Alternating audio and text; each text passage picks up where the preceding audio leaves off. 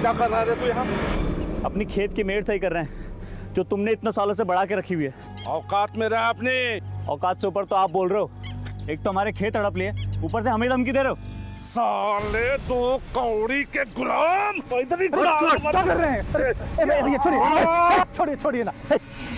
आपको जैसा करना है वैसा कर लीजिए, हमको कोई परेशानी नहीं, आप अपने हिसाब से मिड बांध लीजिए। क्या बाबूजी, आज फिर आप उन लोगों के सामने झुक गए? झुकने का बात नहीं है। जब दो आदमी झगड़ा करेंगे तो किसी ना किसी को तो हथियार डालना ही है ना। और झगड़ा करके क्या हासिल होगा? वैसे भी 2 गज जमीन हथियार लेगा तो कितना अनाज उगा लेगा? बाबूजी कुछ नहीं होता है। बात को समझते काहे नहीं तुम लोग? हैं, चलो काम करो अपना।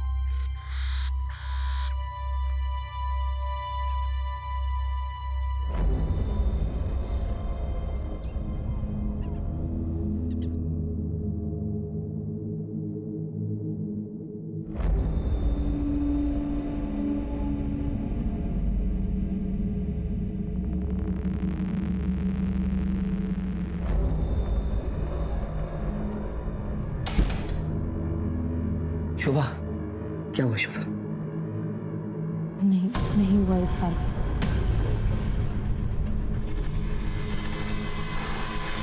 मेरा तो नसीब ही खराब। अरे निराश क्यों हो रहे हो? इस बार नहीं तो अगली बार सही। हाँ, हम कोशिश करते रहेंगे। देखना, जल्दी हमारे घर में बच्चा आ जाएगा। क्या आ जाएगा शोभा? तुमसे शादी करने के लिए मैंने घर वालों का लाया और रिश्ता टुकरा दिया। सबसे दूर हो गया, सबको नाराज किया। यहाँ रह रहा हूँ किराए के घर में। सोचा था उनकी नाराजगी दूर करने का सिर्फ एक रास्ता है कि मैं उनकी गोद में उनका पोता दे सकूं, ताकि हमारे रिश्ते सुधर सके। आप धीरज रखो, हम कोशिश कर रहे हैं ना। हाँ, और इलाज भी चल रहा है, हो जाएगा। कब हो जाएगा शोभा? 4 साल हो गए हमारी शादी को, 4 साल। अरे आप सुनो तो।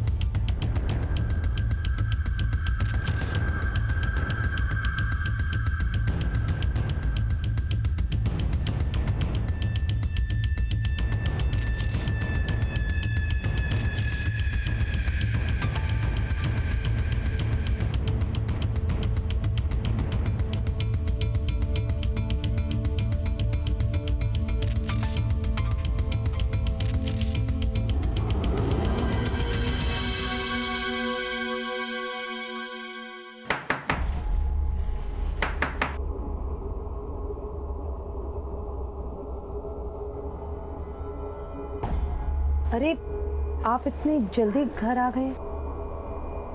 अरे काम खत्म हो गया तो जल्दी चला आया। और वैसे भी बाहर बहुत बारिश है, ऑफिस में लोग कम आए थे। तुम्हें क्या हुआ? तबीयत तो ठीक है तुम्हारी? नहीं नहीं कुछ नहीं, वो पता नहीं क्यों आज पेट में हल्का हल्का सा दर्द हो रहा है मेरे। क्या डॉक्टर क्या चले? अरे नहीं नहीं, उसकी कोई ज़रूरत नहीं है। आप अभी अभी ऑफिस आए हो, आप फ्रेश हो जाओ, मैं बाद में चली जाऊंगी। पक्का?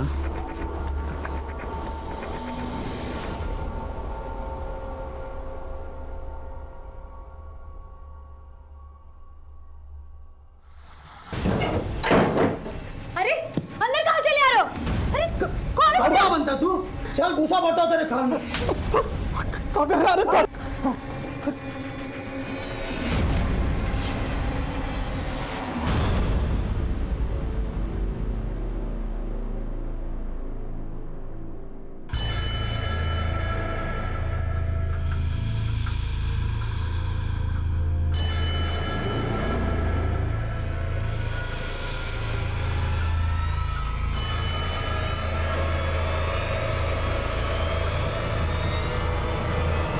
हवलदार साहब, इंस्पेक्टर साहब कहाँ हैं? अंदर। कब गायब हुई? सर कल शाम से गायब है और स्कूटी लेके गई है सर। आप कहाँ रहते हैं? सर मैं बाजूपुर में रहता हूँ, लेकिन मैं नौकरी लखनऊ में करता हूँ। सर कल मैं नौकरी पे गया था तो वो घर पे थी, लेकिन मैं वापस आया तो वो घर पे नहीं थी। मैंने हर जगह ढूंढा, वो कहीं नहीं मिली सर। उसका फ़ोन भी ट्राई किया, लेकिन वो स्विच ऑफ है सर। हो सकता है किसी दोस्त या रिश्तेदार के घर गई हो। नहीं सर, मेरे अलावा उसका ज़िंदगी में और कोई भी नहीं है। हम अपनी कार्रवाई शुरू करते हैं। आप बाहर जाके कंप्लेंट दर्ज करवा दीजिए। Thank you sir. अभिषेक, ये फोटो और स्कूटी नंबर लेके सब जगह सर्कुलेट कर। चलो। ला ला ला ला ला ला ला ला ला।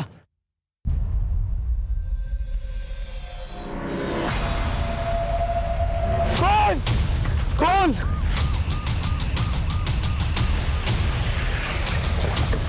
आइए सर। हटिए हटिए, बीच में से आप लोग हटिए। सर सर सर सर मैं थाने गया था, पता चला आपको एक डेड बॉडी मिली है। बहुत घबराहट हो रही सर, क्या हुआ?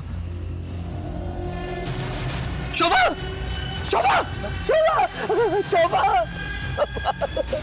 शोभा, छोड़ो मुझे। आसपास अच्छी तरह से चेक करो, देखो क्या मिलता है। ओके बैठो।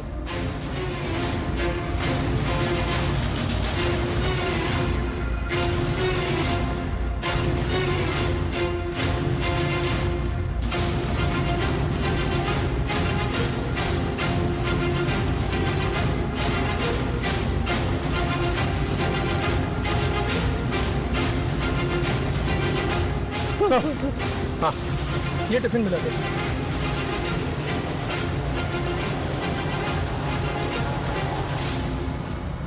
सर सर सर ये टिफिन और बैग हमारे घर का है सर। अपना टिफिन लेकर इतने सुनसान एरिया में आपकी बीवी कर क्या रही थी? मैं नहीं जानता सर, ये मेडिसिन का रैपर मिला है, एंटी डिप्रेशन लगता है। सर आपने लाश के चेहरे और सिर पे मार्क्स देखे हैं? किसी कीलदार औजार से वार किया गया है, बहुत ही बेरहमी से मारा गया है सर। इतनी दर्दनाक तरीके से कोई नफरत करने वाला ही मार सकता है। आपको किसी पे शक है? मैं क्या जानूं सर। सर यहाँ आसपास एक हाईवे है, कहीं ऐसा तो नहीं कि आते जाते किसी ने टारगेट बना लिया हो? हाँ, इस पूरे एरिया को स्कैन करो, बॉडी को पोस्टमार्टम के लिए भेजो। और हाँ, एक स्कूटी भी थी ना सर। देखो कहाँ डंप की गई। Okay sir.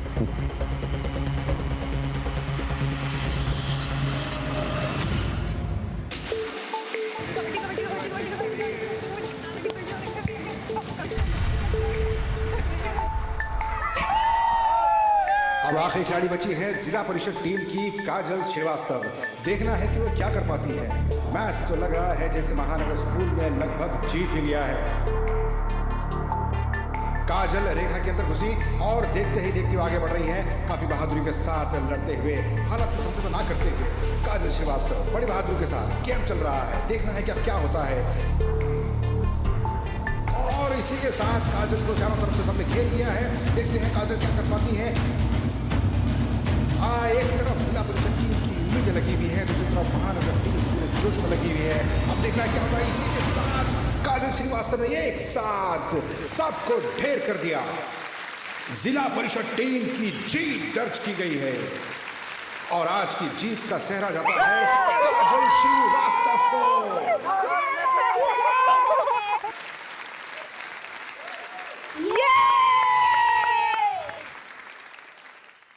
बहुत बढ़िया काजल, अब तुम सीधा डिस्ट्रिक्ट चैंपियनशिप की तैयारी में जुट जाओ। अगले ही संडे ना सिलेक्शन का कैंप लगने वाला है लखनऊ में, साथ चलो। सर, दूसरे शहर में अकेले कैसे जा सकती हूँ? तुम अकेली थोड़ी ना हो, मैं हूं ना तुम्हारे साथ। एक साथ जाएंगे, एक साथ वापस आ जाएंगे। और तुम टेंशन क्यों ले रही हो? मैं समझाऊंगा तुम्हारे पापा को, तुम बस तैयारी करो। सवाल ही पैदा नहीं होता। अब से ये बचपना बिल्कुल बंद। तुम्हें जरा सा खेलकूद में हिस्से क्या लेने दिया? दुनिया के सैर पर निकल पड़ी। सर, ये काजल के लिए एक सुनहरा मौका है स्पोर्ट्स में अपना करियर बनाने का। तुझसे बात की मैंने? तूने ही दिमाग खराब कर रखा है इसका। चल निकल यहाँ से। पापा एक बार सुन तो लो, सर क्या कह रहे हैं। चुप, मुझे कुछ नहीं सुनना है। और तू भी एक बात कान खोल के सुन ले, ये तेरा आखिरी साल है। जैसे तैसे अपनी पढ़ाई पूरी कर ले। सर, अगर आपको ये टेंशन है कि काजल अकेले कैसे जाएगी, तो मैं जा रहा हूँ ना उसके साथ। अरे जा भाई जा, काजल कहीं नहीं जा रही है। और तू भी अपना रास्ता नाप और निकल यहाँ से। चल। निकल यहाँ से। रेनू, आज से इसका खेलना कूदना और बाहर जाना बिल्कुल बंद। समझा दो इसे। बाबा इसे मत करो ना।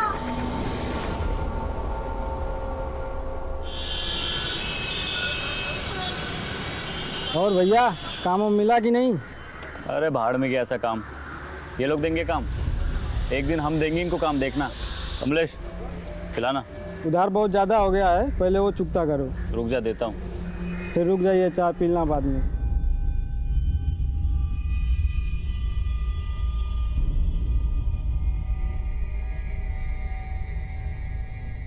ये लो भैया चाय। रख दो।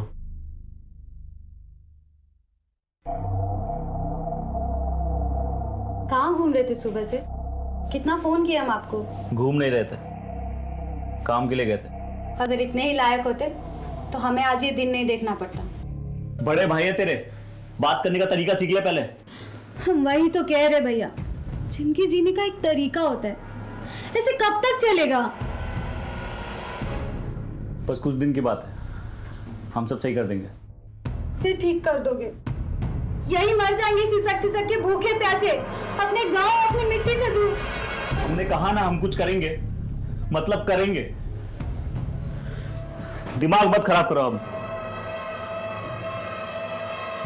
ओके सर, जय हिंद।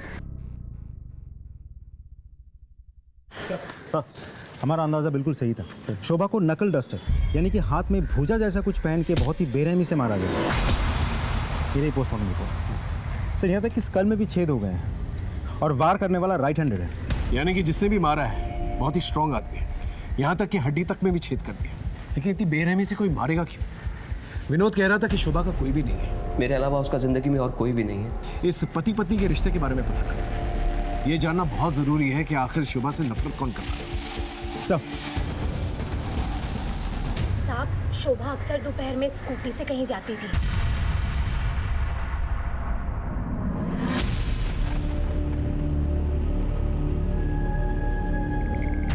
कहाँ जाती थी पता है आपको? नहीं पता। अच्छा, एक बात बताइए, विनोद और शोभा के बीच आपसे रिश्ते कैसे थे? विनोद बहुत प्यार करता था शोभा से, लेकिन शोभा के गायब होने से एक दिन पहले मैंने उनके घर से झगड़े की आवाजें सुनी थी। मैं यहाँ हर कोशिश में लगा हूँ कि अपने परिवार को बच्चा दे दूँ, और तुम मुझे बेवकूफ बना रही हो। अब तुम्हारी झूठ का पर्दाफाश हो गया। तुम्हारी डॉक्टर ने मुझे सब बता दिया। क्या सब कुछ बता दिया? देखो विनोद, मैं तुम्हें भी सब कुछ बताने वाली थी, लेकिन मुझे बहुत डर लग रहा था कि कहीं तुम मुझे छोड़ के ना चल जाओ। इतना बड़ा झूठ, इतना बड़ा झूठ। तुम मुझे बेवकूफ बनाती रही और मैं बेवकूफ बनता रहा। छी!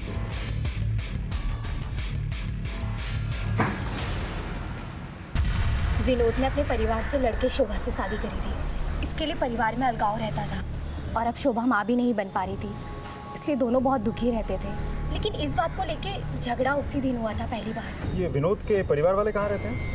साहब, यही रहते हैं गांव में। शोभा की मौत के बाद से वो लोग भी यहाँ आने जाने लगे। हम थक गए ऐसी जिंदगी जीते जीते। हमको तो कुछ समझ में नहीं आ रहा हम क्या करें। भैया भी बहुत परेशान रहते हैं। अब इतनी दूर तो तुम लोग बैठे हो, कहा था ना गांव में आ जाओ। सब लोग है यहाँ पर, कुछ ना कुछ हो ही जाएगा। गांव तो आना ही है, लेकिन तुम जानती हो ना कितना मुश्किल है। हाँ, लेकिन आ जाओ।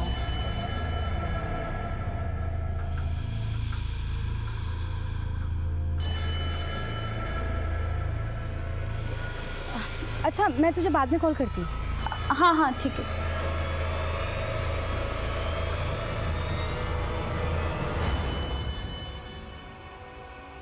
पंद्रह तारीख को तुम्हारे और शोभा के बीच किस बात पे झगड़ा हुआ था? झगड़ा? ये किसने कहा आपसे सर? पति पत्नी में छोटी मोटी नोकझोंक तो होती रहती सर। या फिर बच्चा ना होने की वजह से झगड़ा हुआ। क्या है कि हमें पता है कि शोभा से आपकी शादी फैमिली के खिलाफ हुई थी, और जब शादी हो गई तो फैमिली के साथ आपने रिश्ता तोड़ दिया, और अब शोभा की मौत के बाद दोबारा से फैमिली से रिश्ते जुड़ गए। खैर, जब आप ऑफिस जाते थे तो शोभा घर से कहीं और जाती थी। कुछ आइडिया वो कहाँ जाती थी? क्योंकि आपने कहा आपके अलावा उसकी जिंदगी में कोई नहीं था, कहीं उसका अफेयर तो नहीं चल रहा था। सर, ये कैसी घटिया बात कर रहे हैं आप? एक मरे हुए इंसान के खिलाफ इस तरह की बात? देखिए, तैश में आने की जरूरत नहीं है, हम सिर्फ सच जानने की कोशिश कर रहे हैं। सर सच तो यह है मेरी बीवी का खून हुआ है और कातिल को ढूंढना तो बहुत दूर की बात है, आपने तो सबूत तक नहीं ढूंढा। आपको एंजाइटी अटैक्स आते हैं, पिल्स देते हैं? व्हाट? आप राइट हैंडेड या लेफ्ट हैंडेड? राइट ही हूँ। ऐसे ही पूछो। खैर, हमारी इजाजत के बगैर शहर छोड़ के मत जाइएगा, ओके? अभी आप जा सकते हैं। इस आदमी को गुस्सा बहुत आ रहा है और ये कुछ छुपा भी रहा है। हो सकता है कि मियाँ बीवी में बच्चा ना होने की वजह से जो झगड़ा होता था वही एक वजह हो जिसकी वजह से इसने मार डाला उसे। हो सकता है सर। इस मियाँ बीवी के बारे में पूछताछ कर पता लगाओ क्या चक्कर चल रहा था इन लोग के बीच में। और हाँ, ये जानना बहुत ज़रूरी है कि शोभा कहाँ जाती थी, किससे मिलने जाती थी। इनके फैमिली डॉक्टर से जाके मिले। सारिका। हाँ भैया। इतनी देर कहाँ हुई तुझे? वो भैया आ तो मैं पहले ही जाती, लेकिन शायद कोई मेरा पीछा कर। अकेले बाहर आओगी जाओगी तो गांव के आवारा लड़के ऐसे ही करेंगे। कौन था लड़का वो? मैं नहीं जानती। अगर इतना ही डर लग रहा है तो छोड़ दो ना सिलाई कढ़ाई, ना बाहर जाओगी ना कुछ होगा। अरे मैं तो कहता हूँ सिलाई कढ़ाई की जरूरत ही क्या है? भैया वो कोर्स खत्म होने में बस कुछ ही दिन बचे हैं।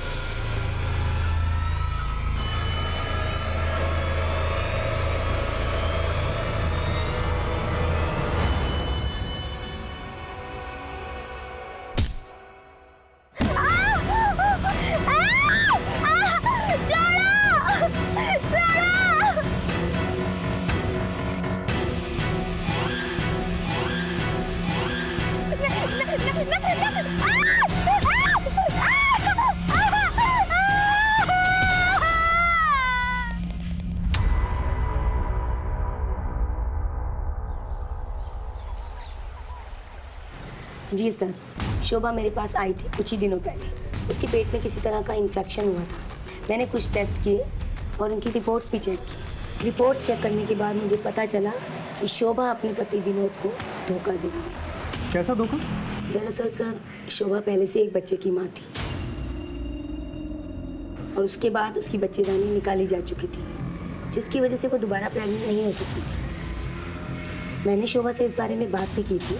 देखिए मैडम, ये बात सच है, लेकिन प्लीज़ आप विनोद को इसके बारे में कुछ मत बताइएगा। तुम भले ही अपने रिश्तों में धोखे का जहर घोल रही हो, लेकिन मैं अपने प्रोफेशन में बेईमानी कभी नहीं करूँगी। मुझे सब कुछ विनोद को सच सच बताना होगा। प्लीज़ मैडम आप समझने की कोशिश कीजिए मैडम। मेरा इस दुनिया में कोई नहीं है, मेरा घर बर्बाद हो जाएगा मैडम। मैं विनोद को खुद सब कुछ एक दिन बता दूंगी, अपनी शादी के बारे में, वैभव के बारे में, सब कुछ। प्लीज़। फिर आपने ये बात विनोद को बता दी? जी सर, एक्चुअली विनोद बच्चे को लेकर के बहुत परेशान था, तो एक डॉक्टर होने के नाते मैंने उससे ये सब छिपाना ठीक नहीं समझा। डॉक्टर एक बात बताइए, शोभा के पहले पति और बच्चे के बारे में आप जानती हैं? जी नहीं सर, मैं कुछ नहीं जानती। सर मैं क्या पूछ सकता हूँ, आपने मुझे यहाँ क्यों बिठा के रखा है? विनोद, तुम डॉक्टर विनीता को जानते हो ना? हम मिल चुके हैं उनसे और उन्होंने तुम्हारे झूठ के बारे में हमें बता दिया है। डॉक्टर विनीता ने शोभा के बारे में हमें सब कुछ बता दिया। उसकी पहली शादी, उसका पहला बच्चा और उसका कभी भी ना बच्चा होना। ये सब सुन के तुम्हें बहुत गुस्सा आया और तुमने उसे मार दिया या मरवा दिया। नहीं सर, सच तो ये है कि मैं आज भी शोभा से बेहद प्यार करता हूँ। मानता हूँ झगड़ा हुआ था हमारा, लेकिन किस पति पत्नी में झगड़ा नहीं होता सर। लेकिन उसको मारने के बारे में मैं सोच भी नहीं सकता। मारने की तो वजह है तुम्हारे पास, उसका धोखा देना, उसका बच्चा ना होना। उसका पहला बच्चा कहाँ है? उसके पति के बारे में क्या जानते हो? सर मैं सच बता रहा हूँ, मैं कुछ नहीं जानता, और जितना जानता था वो आपको मैं बता चुका हूँ। सर, पीसीआर से डेड बॉडी मिलने की खबर आई है।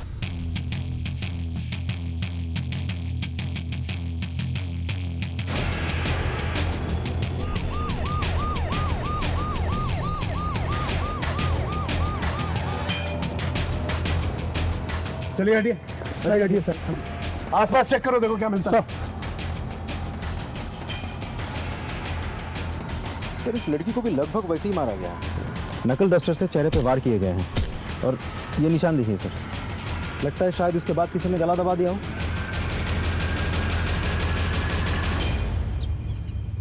सर ये बैग मिला है और उसके अंदर सर ये यूनिफॉर्म मिला है। इस यूनिफॉर्म को कोई पहचानता है यहाँ? हाँ सर, इस गांव में एक स्कूल है, ये यूनिफॉर्म उसी स्कूल का लगता है। हो सकता है ये लास्ट काजल की हो। कौन काजल? गुलशन श्रीवास्तव की बेटी। सर वो एक दिन से लापता है। गुलशन श्रीवास्तव? सर डेड बॉडी के पास में ये मेडिसिन रैपर मिला है। दिखाओ सर ये तो वही दवाई है जो हमें शोभा के मर्डर स्पॉट में मिली थी, और इस लड़की का चेहरा भी बुरी तरह से बिगाड़ा गया है, जैसे कि शोभा के साथ हुआ था। बॉडी को पोस्टमार्टम के लिए भेजो, देखते हैं रिपोर्ट में क्या आता है। सर ये भी तो पॉसिबल हो सकता है कि ये दोनों मर्डर्स किसी एक ही आदमी ने किए हो। सर एक काम करते हैं, इस मेडिसिन के रैपर को आसपास के मेडिकल शॉप में जाकर पूछताछ करते हैं, शायद हमें कुछ पता चल जाए। नॉट पॉसिबल अभिषेक, ये जो मेडिसिन है काफ़ी कॉमन मेडिसिन है, काफ़ी लोग इस्तेमाल करते होंगे इसका। इतने से एविडेंस के साथ कल्प्रिट तक पहुंचना थोड़ा मुश्किल होगा, हमें कोई और रूट लेना होगा। उस गुलशन का पता ले लो। ओके चलो। आपकी बेटी गायब हुई थी, आप पुलिस वालों के पास क्यों नहीं आए? क्या करते साहब, ढूंढा उसे जाता है जो गुम हो जाए, जो भाग जाए उसे क्या ढूंढना साहब। सर ये लेटर छोड़ के गई है, भाग गई उस मास्टर अशोक के साथ। मैं उसके पास भी गया था साहब, लेकिन वो नहीं माना। क्या करता, पुलिस में रिपोर्ट करता तो बेइज्जती होती, इसलिए बैठ गया चुपचाप। अशोक ने क्या बताया था?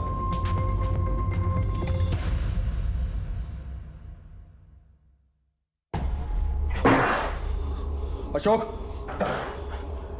काजल कहाँ है? मुझे नहीं पता काजल का। इज्जत के सिवा कुछ नहीं है मेरे पास, बता दे काजल कहाँ, नहीं तो जान से जाएगा। मैंने कहा ना मुझे नहीं पता काजल का, और ये मेरा घर है, चिल्लाओ मत यहाँ पर। निकलो यहाँ से, निकलो। छोड़ूंगा नहीं तुझे, अब देख क्या करता हूँ मैं तेरे साथ। चलो निकलो यहाँ से।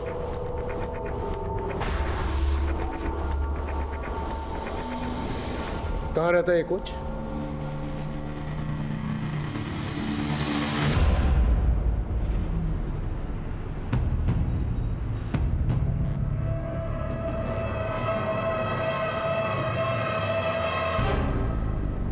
एकदम परेशान मत होइए, और 1 से 2 दिन लगेगा, बाकी 2-3 दिन में मैं आपका काम करा दूंगा। ठीक है, चलिए सर, थैंक यू।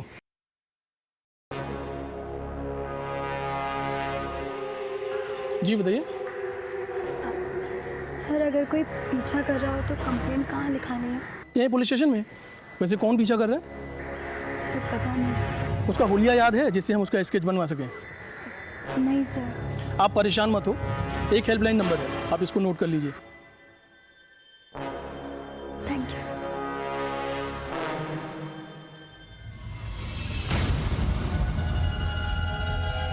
सर काजल की पोस्टमार्टम रिपोर्ट आ गई है, उसके साथ रेप किया गया था। व्हाट? जी सर, दोनों जगहों पर मिली मेडिसिन का रैपर सेम है, नकल डस्टर के मार्क्स भी बिल्कुल सेम है, और मारने का तरीका भी बिल्कुल वैसा ही है जैसा शोभा का था। सर कहीं ऐसा तो नहीं कि ये दोनों मर्डर्स एक दूसरे के साथ कनेक्टेड है? अभी फिलहाल किसी कंक्लूजन पे जंप नहीं कर सकते, हो सकता है एक महज इत्तेफाक हो। कुछ और इन्फॉर्मेशन मिली? जी सर, जिस रात काजल घर से भाग गई थी उस रात उसने अपने कोच अशोक को फ़ोन किया था, ये रही उसके कॉल डिटेल्स। लेकिन सर अब अशोक अपने घर से फरार है। इसका मतलब गुलशन ने जो इल्ज़ाम लगाया था कि अशोक ने ही मदद की थी काजल को भगाने में, वो सच थी। गांव में कुछ और पता चला? नहीं सर, ना ही स्कूल से कोई और सस्पेक्ट मिला। आसपास के पुलिस थानों में पता करो कोई सेक्सुअल ऑफेंडर है कि नहीं, उसका नाम रिकॉर्ड में ज़रूर होगा, और इस अशोक के बारे में पता करो। जी सर, हमारी टीम ने अशोक की फोटोग्राफ्स हर जगह सर्कुलेट कर दी है, ज़्यादा दिनों तक वो बच नहीं पाएगा। उसके घर पे भी हमारी नज़र है। दोनों ही केसेस में मोडस ऑपरेंडी एक जैसी थी, और चोट के निशान ये बता रहे थे कि एक ही किस्म का हथियार यूज किया गया था, लेकिन दोनों अलग अलग गांव होने की वजह से अलग अलग तरीके से छानबीन कर रहे थे हम लोग। शोभा की निजी जिंदगी और काजल की निजी जिंदगी सीधी नहीं थी, इसलिए हमने उनके परिवार के हर एक सदस्य पे नजर रखी हुई थी, और इसी छानबीन के दौरान एक ऐसा राज सामने आया जिसने हमारी केस की दिशा बदल दी। सर, ये रहा बच्चा। इसी का नाम वैभव है। ये शोभा का बेटा है। शोभा अक्सर इससे मिलने यहाँ आया करती थी। वैभव बेटा, कैसा है तू? मैं ठीक हूँ। कितना कमजोर हो गया? मम्मी, मुझे आपके बगैर मन नहीं लगता। जल्दी तुझे यहाँ से ले जाऊंगी। मैं तेरा मनपसंद खाना लेकर आई हूँ।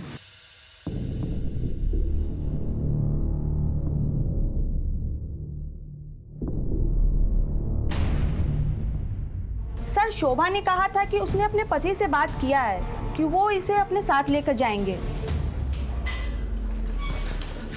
क्या हुआ सर? क्या हुआ? चल चल बैठ बैठ बैठ, आराम से बैठ, हम तुझे बताते हैं क्या। पहले तू हमें ये बता, ये कौन? सर ये तो मेरे दोस्त गुलशन की बेटी है सर। इसका मर्डर। क्या? मर्डर? बिल्कुल उसी तरह जिस तरह से शोभा का। लेकिन सर आप ये मुझे क्यों बता रहे हैं? इसे पहचानता है? नहीं सर, इसे नहीं जानता मैं।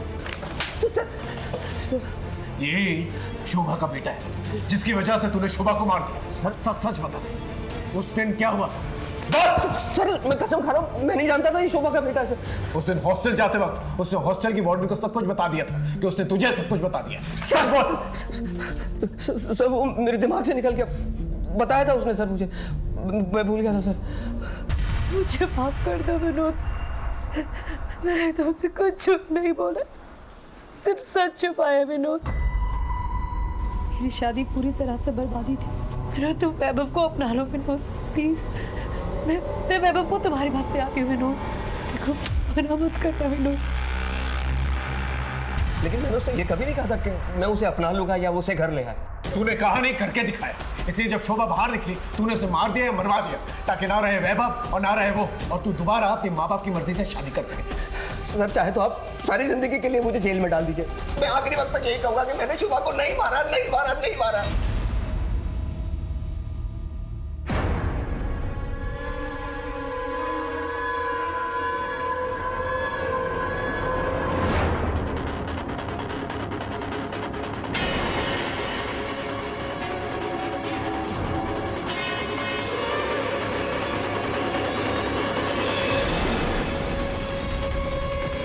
सर अशोक को लखनऊ के गोमती नगर एरिया में देखा गया है, लेकिन एक इंटरेस्टिंग बात है, वो एक मेडिकल स्टोर से दवाई चुरा कर भाग रहा था क्योंकि उसके पास डॉक्टर का प्रेस्क्रिप्शन नहीं था। गोमती नगर पुलिस से कोऑर्डिनेट कर, वहीं कहीं छुपा पाओ।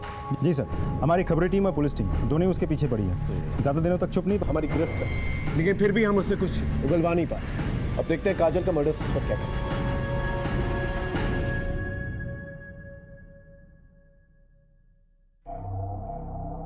कुछ याद है इस घर का? हाँ भैया, कैसे भूल सकते हैं, एक ही याद थोड़ी ना इस घर में। अच्छा सुनो अंकिता, जी भैया। हम थोड़ा खेत का चक्कर लगा के आते हैं। और हाँ, घर से बाहर निकलना मत, यहाँ का माहौल ठीक नहीं है। जी भैया।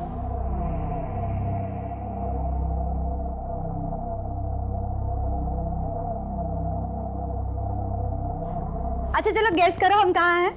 तेरी आवाज़ बता रही है कि तू गांव में है। अरे बिल्कुल सही जवाब। बता फिर कब मिल रही है? अरे इसीलिए तो हम फोन किए हैं। शाम को नदी के पास मिलते हैं। ओके।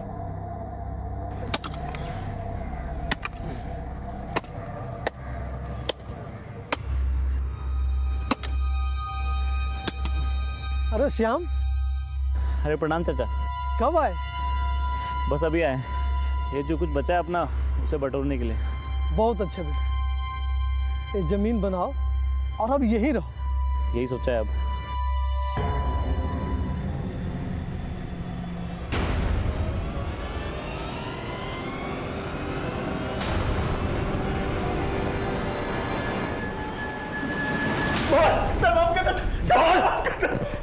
सर मैंने किसी को नहीं मारा है सर। अच्छा तो फिर भाग क्यों रहा था और दवा क्यों चुराई?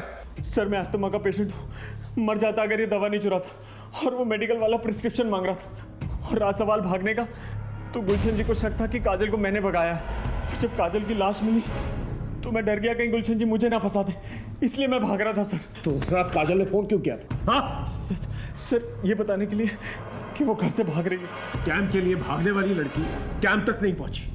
और किसको पता था इसके बारे में? सर उसके छोटे भाई आशु को भी पता था। उसने उसे बताया था घर से जाने से पहले। ये बात उसने मुझे फोन पे बताई थी। हाँ सर, मैं जानता था।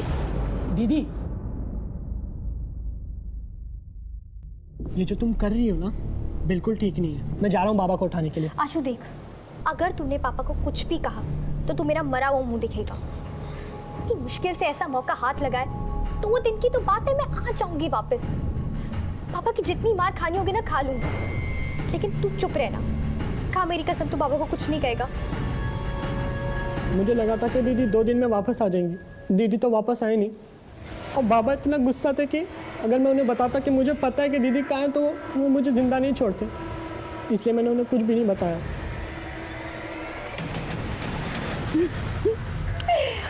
सब कुछ कितना बदल गया नहीं? तो सालों बाद आई है ना, इसलिए ऐसा लग रहा है। बदलता नहीं तो हम ऐसे यहाँ नहीं मिलते। वो तो है, लेकिन तू जा रहा है यहाँ पे कैसे? भैया ने कहा गांव चलो तो चली आई, और अब हम यहीं रहेंगे। हाँ हाँ हाँ। अब अच्छा, अब मैं चलती हूँ, बहुत देर हो गई है। वैसे भी भैया ने घर से बाहर निकलने से मना किया है। हाँ, वैसे भी आजकल इस गांव के हालात कुछ ठीक नहीं है, तो एक काम कर, तू भी निकल और मैं भी चलती हूँ। ठीक है, बाय।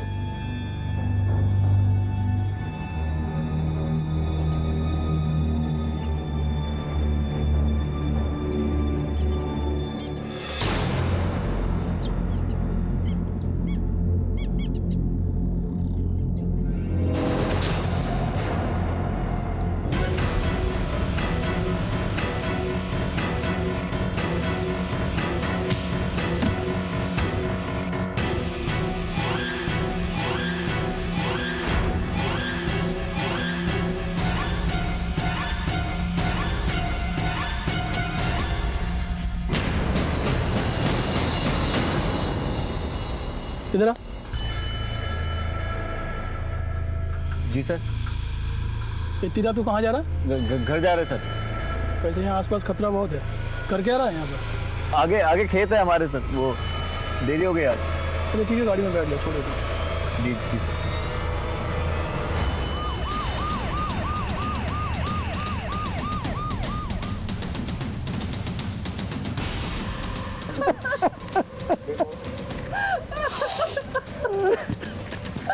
आप लोग हटिए प्लीज, हटिए।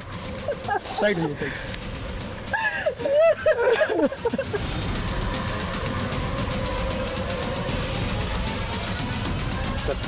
फिर से उसी तरीके से हत्या की गई है और सेक्सुअल असॉल्ट भी। सर, ये लड़की तो 2 दिन पहले भी आई थी अपने पुलिस स्टेशन में। और क्या कह रही थी? सर, उसका कहना था कि कोई इसका पीछा कर रहा है। जब मैंने उससे पूछा तो उसने कहा नहीं पता, लेकिन मैंने सर उसे हेल्पलाइन नंबर भी दे दिया था।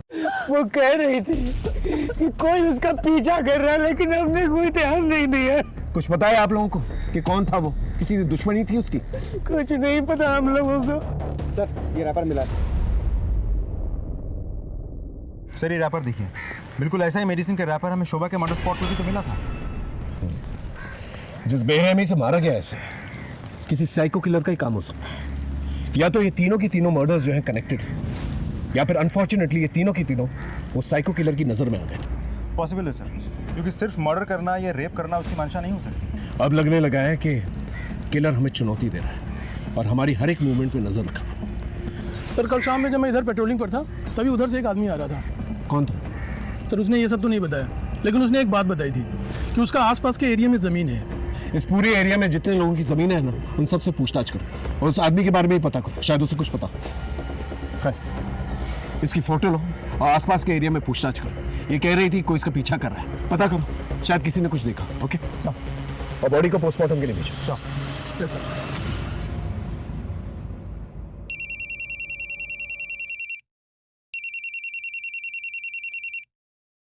हेलो, सारिका की किसने हत्या कर दी? क्या?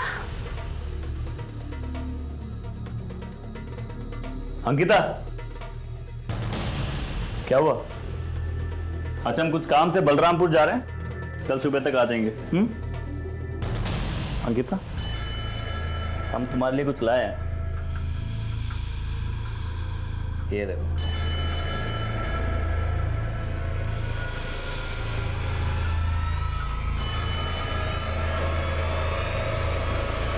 वैसे भी आजकल इस गांव के हालात कुछ ठीक नहीं है, तो एक काम कर, तू भी निकल और मैं भी चलती। क्या हुआ, पसंद नहीं आया? नहीं भैया, अच्छा है। हमें पता है तुम क्या सोच रही हो। यही सोच रही हो ना कि तुम्हारा नाम तो ए से आता है, फिर ये एस क्यों? सच बताए, हमने हमारे लिए लिया था, पर क्या है अब तुम रख लो। चलते हैं।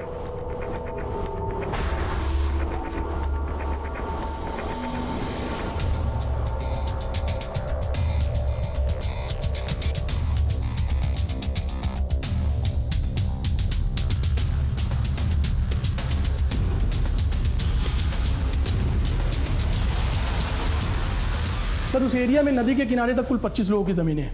मैंने उन सभी लोगों से बात कर ली है, लेकिन सर वो आदमी नहीं मिला जो उस रात पेट्रोलिंग करते वक्त मिला था। इसका मतलब इस आदमी ने झूठ कहा था कि उसकी ज़मीन है उस पर। इस आदमी की स्केच बनाओ और पता करो ये गांव वाला है या बाहर से है। Okay, right sir. सर हाँ, सारिका की पोस्टमार्टम रिपोर्ट आ गई है, उसके साथ भी रेप हुआ है। जी सर, काजल के बॉडी में हमें जो सीमेंट मिले थे उसके साथ सैंपल मैच कर गया है। एक और बात सर, इस बार भी वही नकल डस्टर यूज़ किया गया है और उसी तरीके से स्कल में छेद भी हुए हैं। और सर मारने वाला इस बार भी राइट हैंडेड है। इसका मतलब ये किसी साइको किलर का ही काम है और ये सारिका उसकी तीसरी विक्टिम है। अब हम ये बात रूल आउट कर सकते हैं कि ये सब रैंडम किलिंग्स नहीं है। मतलब मान लो शोभा और काजल का मर्डर जो है एक महज इत्तेफाक है, लेकिन सारिका किसी और गांव से आई थी, उसे साइको किलर ने फॉलो किया होगा और मौका मिलते ही उसे मार डाला। मतलब किसी के साथ जाती दुश्मनी। राइट। अब हमें यह पता लगाना होगा ये तीनों लड़कियों का कॉमन कनेक्शन क्या है। सर इन तीनों मर्डर्स में कोई डायरेक्ट कनेक्शन तो मुझे लग नहीं रहा है, लेकिन हाँ एक गहरा कनेक्शन तो है। काजल के पिताजी गुलशन, शोभा का हस्बैंड विनोद और सारिका का भाई मनोज, तीनों ही दोस्त हैं और दोस्ती बहुत गहरी है सर। यानी कि ये तीनों के तीनों जो दोस्त हैं इनके साथ एक ही हादसा होता है। सर हाँ, उस आदमी का स्केच बन गया। इस स्केच को सब जगह सर्कुलेट और मनोज और गुलशन को थाने बुलाओ। Right sir.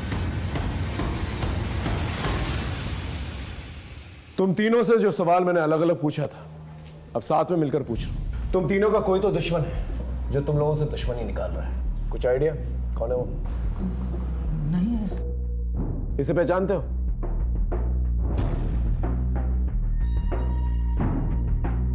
ये तो श्याम है। कौन श्याम? हमारे गांव का ही है, ओम साहू का बेटा। सर सालों पहले इसने गांव छोड़ दिया था, लेकिन सर हमें पता चला कि कुछ दिन पहले इसने गांव आना शुरू किया है। और सर जब से इसने गांव आना शुरू किया है तब से ऐसे कांड होने शुरू हो गए। तो अब बता रहे हैं हमें भी अभी तस्वीर देख के झटका लगा। आप लोग हमें ये बताइए आप लोगों का कनेक्शन क्या है इसके साथ और ये कहाँ मिलेगा?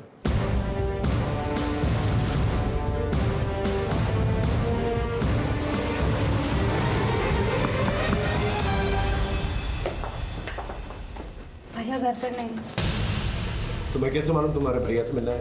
ये मेरी सहेली सारिका का लॉकेट।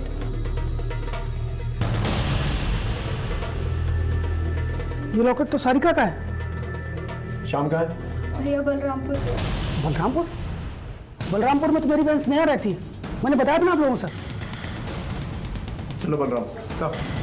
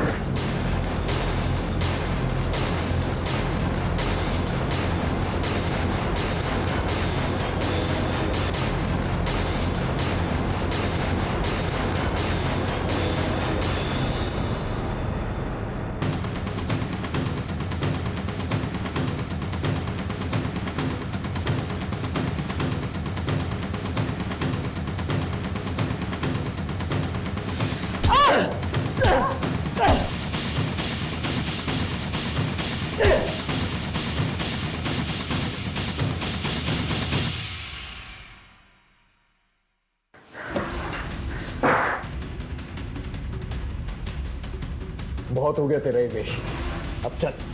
आप लोग क्यों आ गए? हम आने वाले थे। चल लेकिन चला सर। Call ambulance. हाँ, हम नहीं मारा है सबको, ले लिया अपना बदला। कौन सा बदला? हमारी जिंदगी बर्बाद करने। उस विनोद, गुलशन और मनोज ने मिलके 4 साल पहले स्नेहा को लेकर हमारी जिंदगी बर्बाद कर दी।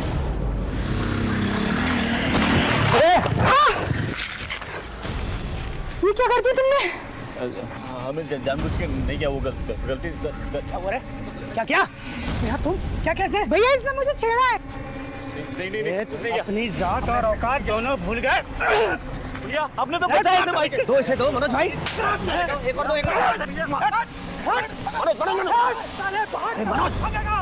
हम तो स्नेहा को बचाने गए थे, मगर गांव के बड़े और दबंग लोग गलत समझ बैठे। हमारे बाबा ने कहा कि जब तक मामला ठंडा नहीं हो जाता गांव से दूर रहो, मगर हमारे दूर जाने के बाद मामला और बिगड़ गया। वो हमारे बाबूजी को उठाकर ले गए हमें ढूंढने के लिए। जैसे ही हमें पता चला हम पहुंचे उनके पास।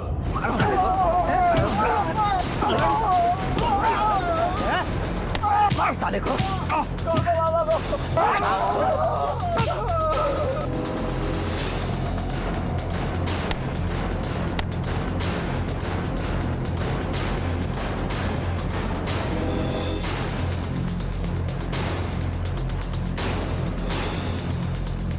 साले दोबारा इस गांव में दिखे तो पूरे खानदान को खत्म कर दूंगा। और सुन, अगली बार तेरी बहन मेरा शिकार होगी।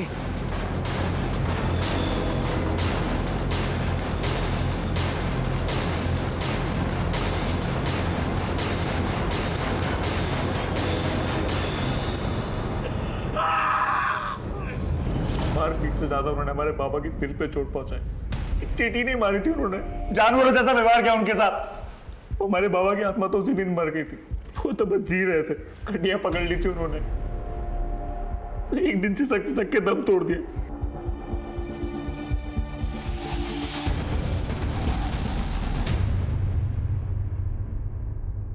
गलती हमारी थी भी नहीं, फिर भी उन्होंने हमारे साथ साथ हमारे बाबूजी को भी सजा दी।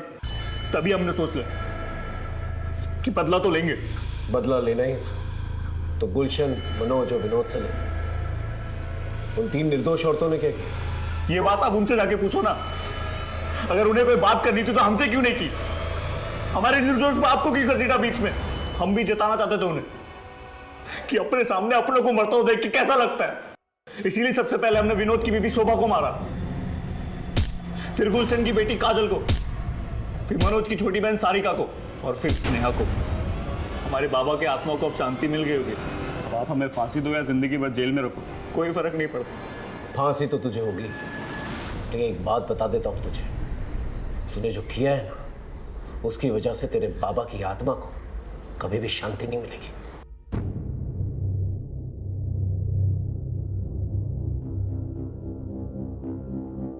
शाम के दिल में अपने पिता के खिलाफ अत्याचार घर कर चुका था और एक सुलगते लावा की शक्ल ले रहा था। अंकिता को यह दस्तक जरूर मिली थी कि शाम की जिंदगी में कुछ अजीब चल रहा है, लेकिन समझते समझते देर हो गई। आशु को यह दस्तक मिली कि काजल अपने कबड्डी के खेल के जुनून में कुछ गलत कर रही है, लेकिन उसने ये बात अपने माँ बाप से छुपा के रखी और नतीजा बहुत ही भयानक निकला। शोभा ने विनोद से बात छुपाई, लेकिन जब बताने पे आई तो मौका ही नहीं मिला। सारिका ने बार बार अपने घर वालों से यह कहा कि कोई उसका पीछा कर रहा है, लेकिन किसी ने उसका यकीन ही नहीं किया। सच कहें तो विनोद, मनोज और गुलशन ही इस अपराध के रचयिता हैं।